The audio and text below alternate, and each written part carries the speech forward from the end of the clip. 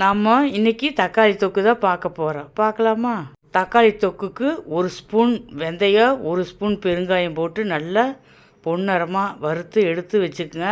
ஆறுனதை நம்ம நுணுக்கி எடுத்துக்கலாம். அடுத்தது தொக்குக்கு நம்ம ரெடி பண்ணிக்கலாம். பாத்திரத்தை அடுப்பில் வச்சு 2 கண்டி எண்ணெய் ஊற்றிக்கிங்க. 10 பல்பூடு போட்டு வணக்கி விட்டு 10 வரமிளகா போட்டு இது கொஞ்சம் பொன்னரமாகிட்டு ஒரு 1/2 கிலோ தக்காளி கட் பண்ணி நம்ம லேசாக சூடு பண்ணி எடுத்து வச்சுக்கணும். இப்போ எல்லாம் சூடாகிடுச்சு. சூடானது நம்ம தட்டில் எடுத்து ஆற வச்சு மிக்சி ஜாரில் போட்டு நல்லா சட்னி மாதிரி அரைச்சி எடுத்துக்கணும். எடுத்துட்டு அடுப்பில் பாத்திரத்தை வச்சு 100 எண்ணெய் ஊற்றி கடுகு, மறுபடியும் ஒரு 10 பல் பூண்டு போட்டுக்குங்க. கருவேப்பில் போட்டு நல்லா செவந்த பின்னால் நம்ம அரைச்சி வச்ச தக்காளியை ஊற்றி நல்லா கிளறி விடுங்க.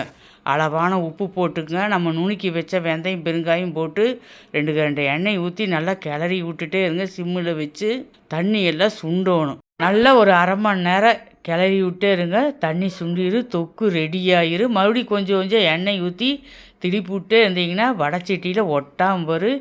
இப்போ ரெடி ஆயிடுச்சு தொக்கு. நீங்கள் டூரெல்லாம் போகல சாப்பாட்டுக்கு, சப்பாத்திக்கு, தயிர் சாப்பாட்டுக்கெல்லாம் சூப்பராக இருக்கும். சுடு சாப்பாட்டில் போட்டு தேங்காய் எண்ணெய் ஊற்றி சாப்பிட்டு பாருங்கள். டேஸ்ட்டே லெவல் வேறு.